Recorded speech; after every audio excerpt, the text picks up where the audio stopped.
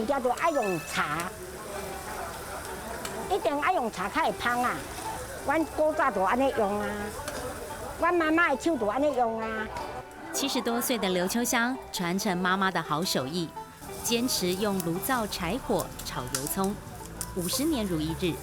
虽然没有招牌，但靠着口耳相传，在高雄仁武地区，很多人从小吃到大。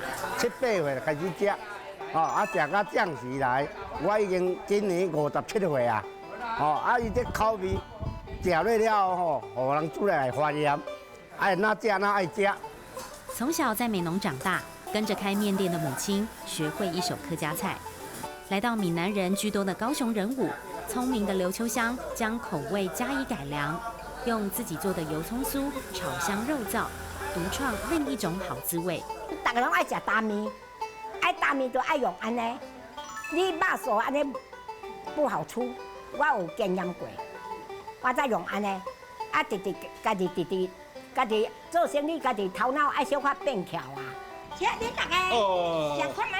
很丰盛哦。很澎湃哦。很澎湃哦。靠着50年的面摊，辛苦将孩子带大。如今儿子谢生平跟着妈妈努力学习，希望传承好手艺。足地人讲哦，唔好这款古早味吼失传去啊。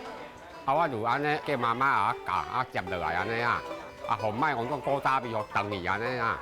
坚持客家古早味，刘秋香也融入新想法，改良过的口味经过50年岁月的考验，现在儿子传承接棒，让这妈妈的好味道能在乡里间继续飘香。